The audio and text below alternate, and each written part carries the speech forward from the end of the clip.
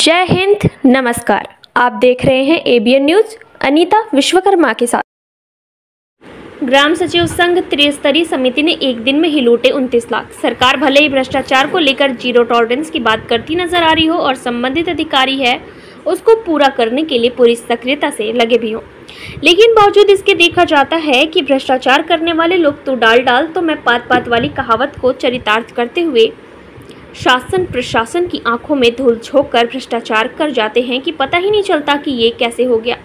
एक ऐसा ही मामला कालीन नगरी भदोई के डीग ब्लॉक अंतर्गत आने वाले सुधावी ग्राम सभा से सामने आया है, जहां पर कुछ लोगों के द्वारा भ्रष्टाचार और कार्य में अनियमितता करने का आरोप लगाने पर ग्राम प्रधान के सारे वित्तीय पावर समाप्त करते हुए निलंबित कर दिए जाने के बाद त्रिस्तरीय समिति का गठन किया गया। और त्रिस्तरीय समिति का तब गठन किया गया जब लोकसभा चुनाव के लिए आचार संहिता भी लगी थी। उस समय इन लोगों ने त्रिस्तरीय समिति के तीनों सदस्य तथा ग्राम सचिव के द्वारा एक ऐसा खेल खेला गया जिसकी चर्चा हर जगह हो रही है। बताते चले कि यह लोग आचार संहिता लगने के बावजूद भी एक ही तारीख को डेस्क बेंच, ज्ञानालय स्थापना, साफ सफाई, आंगनबाड़ी केंद्र के बर्तन तथा स्टेशनरी सामान, ग्राम प्रधान का मानदेय, पंचायत सहायक का मानदेय और चीफ इंजीनियर को देने समेत विद्यालय में टाइल्स, हैंडपंप, चबूतरा बनता हैंडपंप की मरम्मत के लिए एक दिन में ही इतना अमाउंट खर्च कर देते हैं। वो तारीख थी 19 अप्रैल और उसके बाद फिर एक और तारीख आती है, वो 27 जून होती है। 27 जून को भी त्रिस्तरीय समिति और ग्राम पंचायत सचिव द्वारा रास्ता, डिस्क बेंच, हैंडपंप मरम्मत के साथ लाल हिट लगाए जाने का खर्च दिखाया जाता है। इस तरह देखा जाए तो मात्र 2 दिन तारीखों में यह लोग लगभग 19 लाख रुपए का निकासी कर उसे आनन फानन में खर्च करके दिखा देते हैं और जिसकी रिपोर्ट भी लगी है कि कहां खर्च किया गया है। अब यहाँ सवाल उठता है कि आखिर जब आचार संहिता का दौर चल रहा था तो उस समय इन लोगों ने कैसे पैसा निकाला और कैसे काम कराया। हालांकि जो ग्राम प्रधान गीता देवी निलंबित हो गई थी वह फिर 26 जून को बहाल भी हो गई, लेकिन उनके बहाली के बाद भी 27 जून को यह लोगों ने खेल कर दिया। अब यहाँ पर ग्राम सभा में काफ़ी लोगों में यह आक्रोश है कि आखिर इस तरह की लीपापोती क्यों की गई और लोग ग्रामीणों की मांग है कि इस पर जो लोग इसमें जिम्मेदार हैं उनकी जांच करके उनके खिलाफ कार्रवाई हो। और साथ में ग्रामीणों का आरोप है कि जो स्तरीय समिति के सदस्य थे जिनमें जयंती देवी और अश्वनी कुमार सभापति यादव, जिसमें ज्ञान देवी के पति जयप्रकाश पाल आए दिन लोगों को गाली गलौज के साथ SC/ST की धमकी देते हुए लोगों से विवाद भी करते रहते हैं। अब यहाँ पर सवाल उठाया जा रहा है कि इस तरह का खेल ग्रामीणों के साथ क्यों हो गया। आखिर संबंधित विभाग, वीडियो, CDO समेत अन्य पदों पर बैठे हुए अधिकारी कर्मचारी इस पर क्यों ध्यान नहीं दिए। आचार संहिता में किस तरह पैसा निकाल करके इसका बंदर बांट किया गया और इतना बड़ा भ्रष्टाचार हुआ है। और ग्रामीणों का आरोप है कि यहाँ पर जो ग्राम सचिव प्रेमनाथ सरोज तैनात हैं वह मूल रूप से गोंडा से भदोई में उनका कार्यकाल हुआ है, जहां पर भदोई के अभोली ब्लॉक, भदोई ब्लॉक में भी कार्यरत रहे, जहां पर वह हरदम कहीं विवादित कार्यों को लेकर सुर्खियों में रहे। और इस समय डीग ब्लॉक के सुधावे में बतौर ग्राम सचिव तैनात हैं और उनकी ही मिलीभगत से इस तरह का खेल हो रहा है।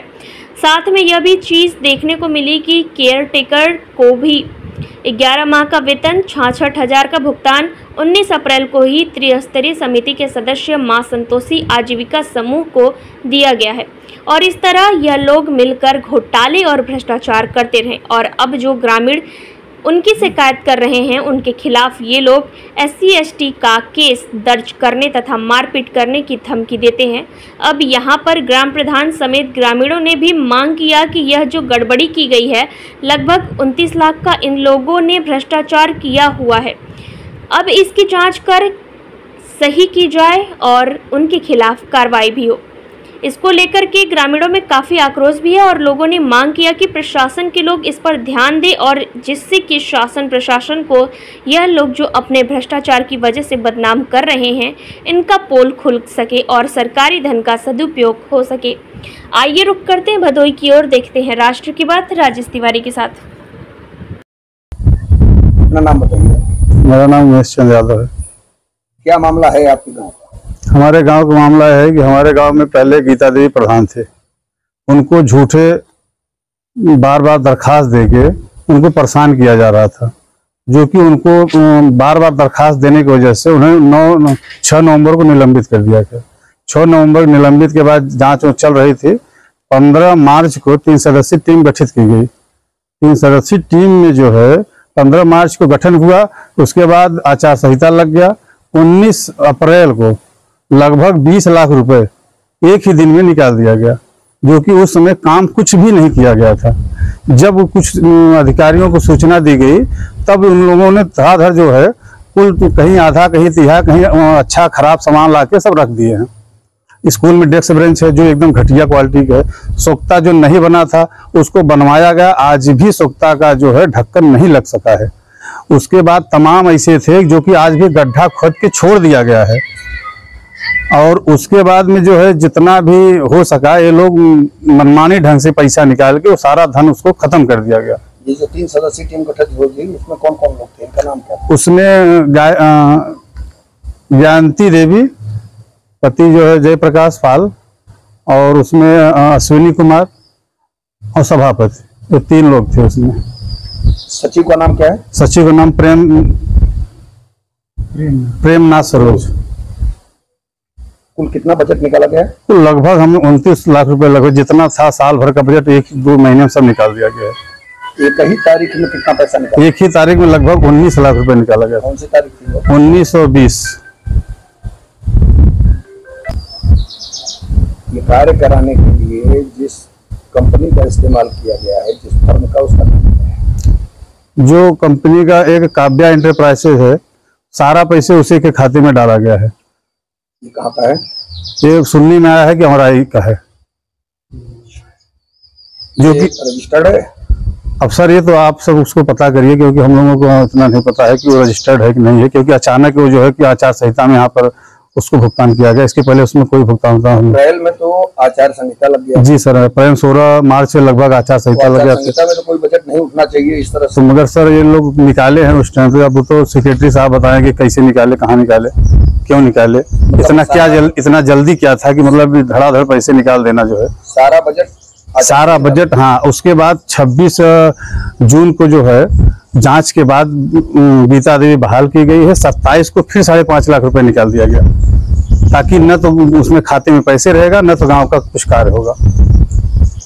जो कि हमारे यहाँ की कुछ इंटरलॉकिंग सड़कें जो उन्होंने पैसे निकाला है शेष मन के घर से कोमल चंद के घर तक का, वो जो है गीता देवी द्वारा कराया जा रहा था।